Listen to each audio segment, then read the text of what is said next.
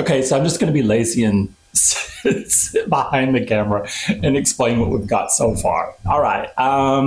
Now, some of you, if you're fans of the channel, you may have caught the little blurb in one of my recent videos where I was talking about doing a DIY build-a-tree. Kind of like making fun of Build-A-Bear, but I was building a tree. So I had found in my scavenging this blonde wood, which was actually a shrub, and I knew where it came from because I'd seen the landscapers throw it out. So it was something that was thrown out in its entirety. So I just knocked all the dirt off of it and brought it back home and kept it just like it was for, oh my gosh, I think I've had it for 2 months. Because I was collecting things in the beginning, because my channel was only 4 months old. So I was collecting things in the beginning before I was doing anything filming-wise, just so I would have some things available when I started to do the builds. And so I knew I wanted to do something with this because I loved how the branches weren't, because it wasn't a mature shrub, you can tell. The branches are smaller. And I thought they had beautiful curvature to them. I thought, okay, this will make a really pretty, I thought at the time I was going to do a bonsai. So fast forward, when I start building the piece of it, the piece that I built, which is not recognizable now because this thing got so much bigger, is on the right of your screen. And there's a rock. I think I can still point it out. I think I can. Not sure. I'm going to even have trouble. Okay. No, it's, all right. Yeah, it is. Okay, so the original rock is buried. It's right here. So this piece right here and right there, this little section here, and I think with this one, was the original. So the plan was, all right, I knew the size of my 10-gallon tanks that we're doing the Trinity series on. And I thought, okay, I don't want it to get too big because I was going to do something smaller so that it would, fit into the tank. When I went to put the tree that I had put together, and I thought it was quite striking. It was small, but I thought it was striking. It was already too big to fit in a 10-gallon tank. I mean, it was going width-wise. It's too wide. And I didn't want to cut any of it down because I didn't want to cut the natural twigs that were there.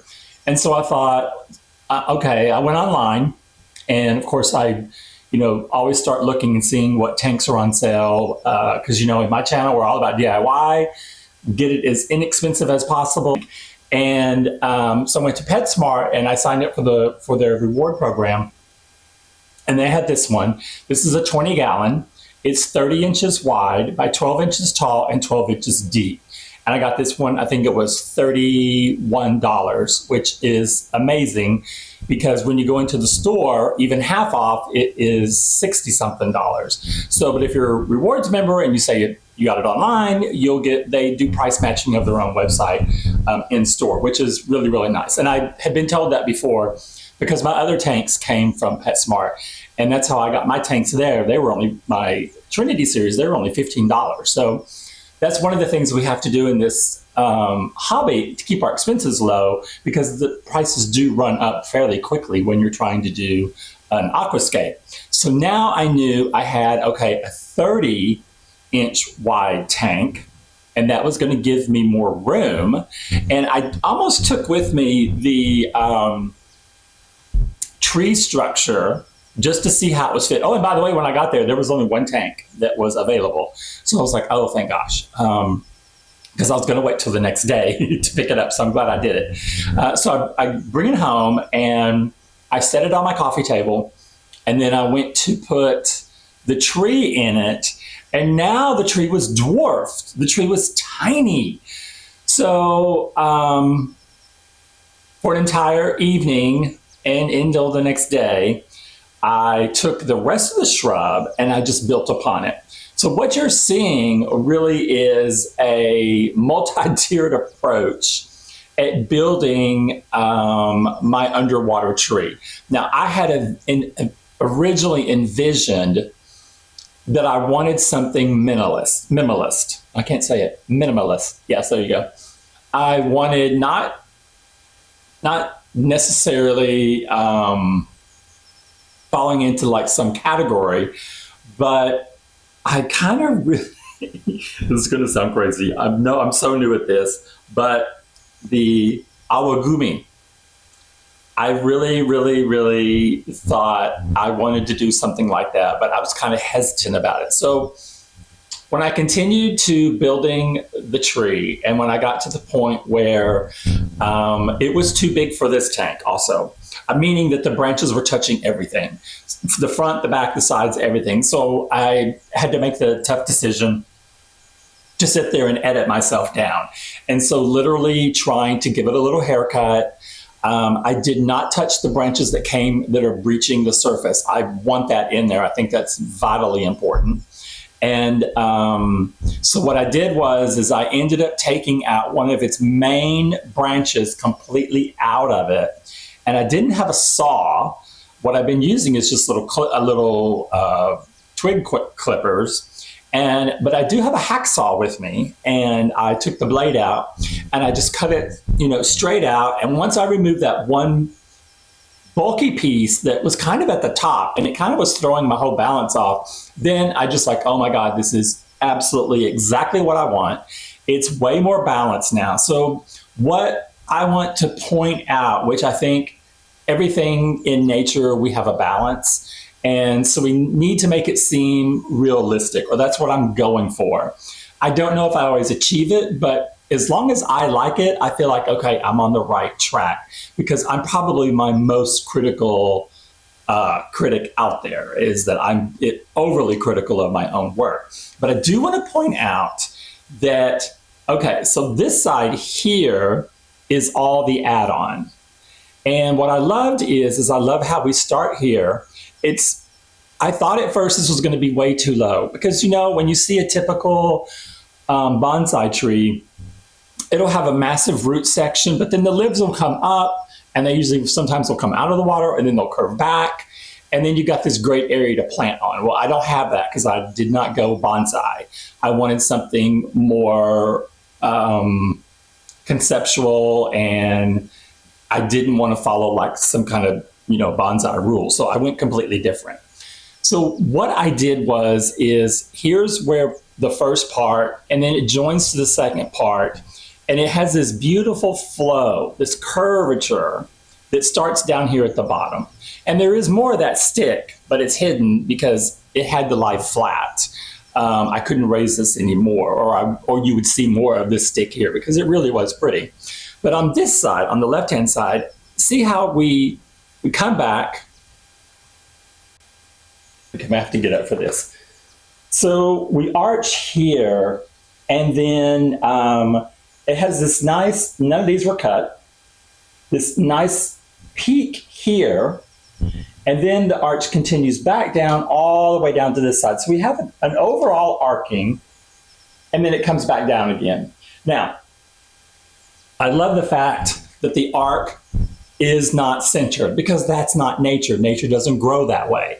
Nature grows twisted and, off tilt or off center. So I'm loving the fact that technically the center, which is right here, and it is balanced on both sides, except for that one twig right there that I left alone because it barely touches the glass. And I just like the way it has a nice little curve here at the base of it.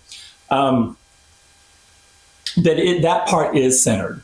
And so when I pulled up the rules for the Iwagumi, or Gomi, I think it's Gomi, or Iwagumi.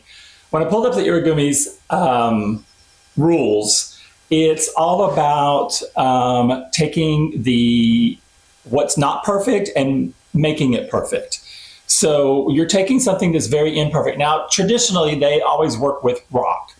And they'll have rock, spearheading straight out of an aquascape, and then they'll do one ground cover. So where I wanted to be different, And in the original conception, I'll go ahead and tell you this, because this will tell you how I got to this point. That's why whenever you start something, it can turn out totally different, because it does your art that you're creating. Because I believe that when we do this, we are artists and we're practicing our craft. When I had first envisioned the tree, I wanted it covered I really wanted it in Buce, because I do love the Buce plant and Anubias. And I was going to cover the limbs with Buce or Anubias. When I got to this structure, and it's so large, and I was plotting, I was going to go with 3 types of plants to give you a little variation in the tree. So a bigger leaf plant at the base that was a shade lighter than everything else. And then as you got up to the mid-ground, that was a little smaller. And then you got the ones that breach the water, they're the smallest leaves. And I could not fathom spending the amount of money that I would have to have spent to get the leaves, the limbs, at least to get a couple of plants everywhere and, balance it all out. So there's no way. My channel is all about DIY and budget friendly, and I cannot be untrue to my channel. So what we've come up with now, decided to go in a kind of a departure from their traditional rules. My rock is not going to be the imperfect piece. My tree is the imperfect piece of the Aquascape. I'm putting the rocks in there because I want to pay honor to the tradition of having the rock in there. But my rocks aren't jagged, they're round.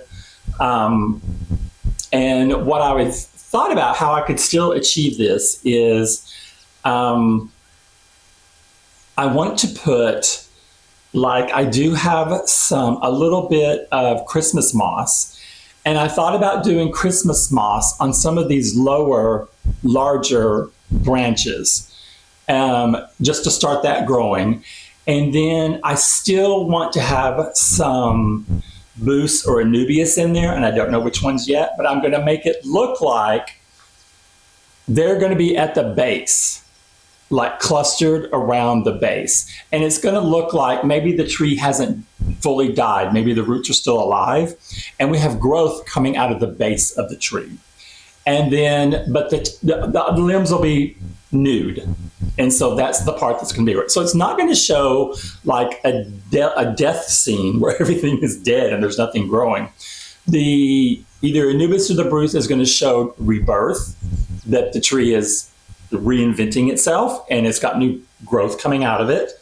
And then I'm going to add, it's not the correct name. I think it's Rosifolia.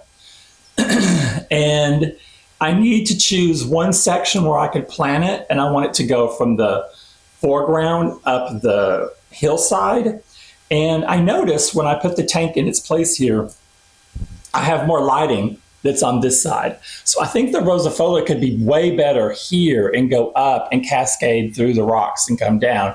And this be my space over there that's got the color in it, because that's something that's traditional. But I'm not going for a full on, unless I think it looks nude or naked in other places. I'm choosing the Rosifolia for that specific reason, is because that's my massive pop of color. That pinkish red looks amazing.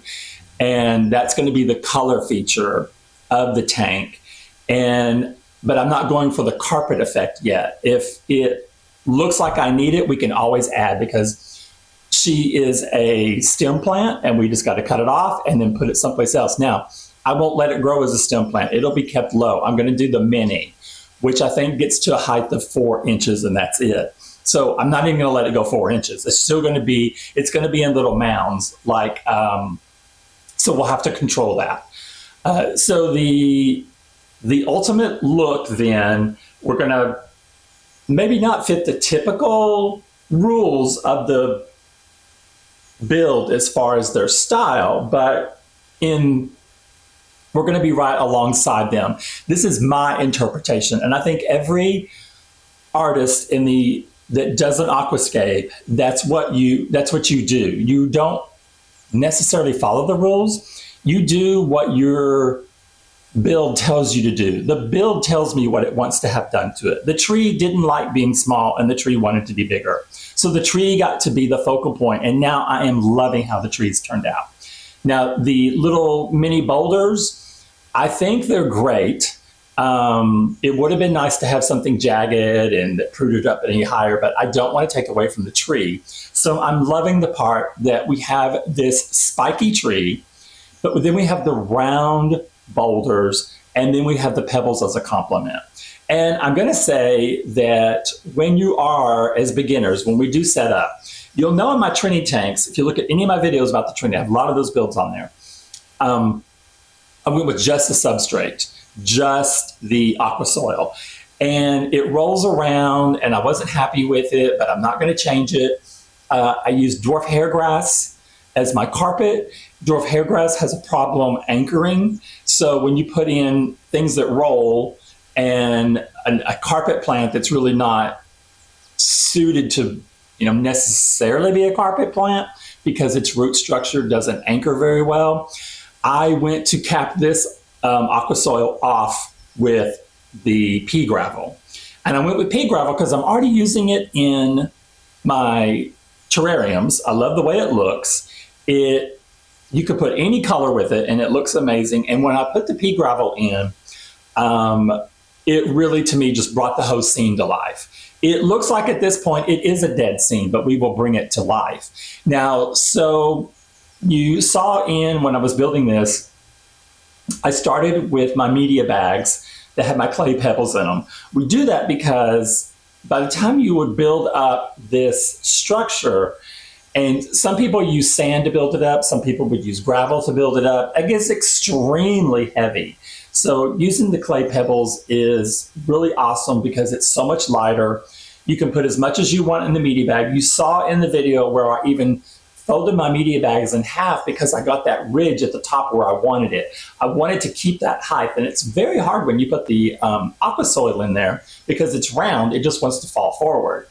So without letting it fall forward too much, that's when you put in your gravel. And now I had debated about putting truly sand as my top layer, but because this is an Iwagumi, I want a school of fish in here.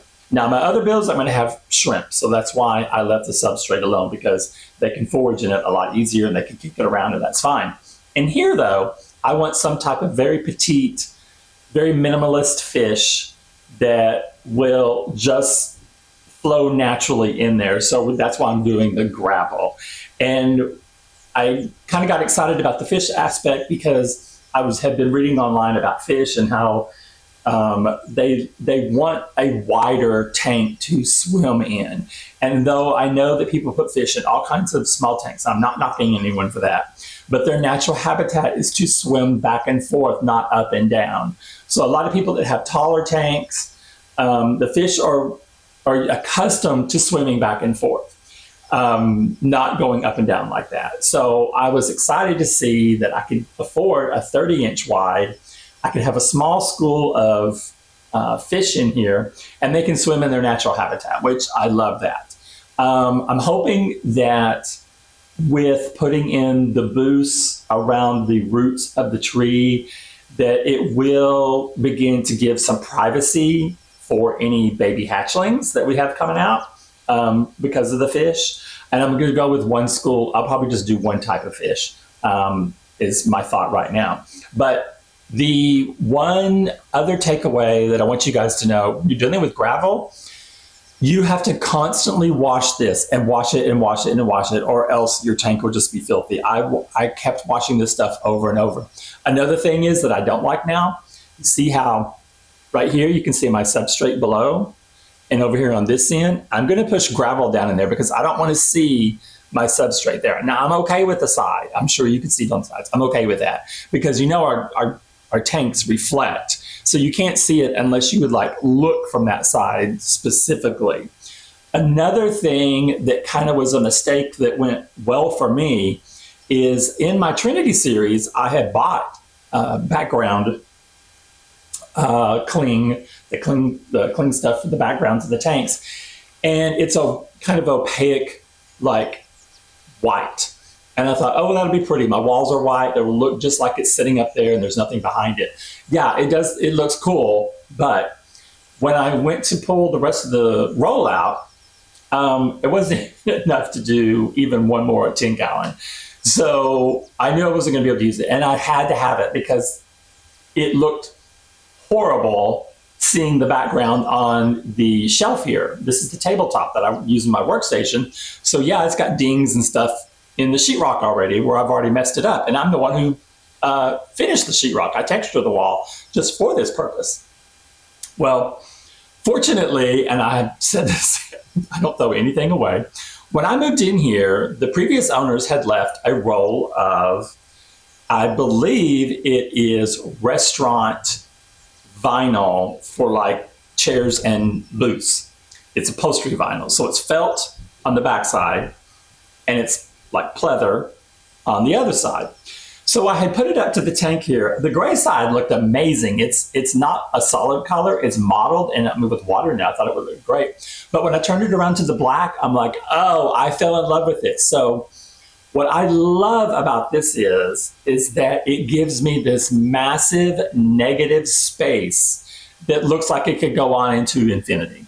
And I love that because the branches, if you look closely, the branches are mirrored in the background, but it's darker back there.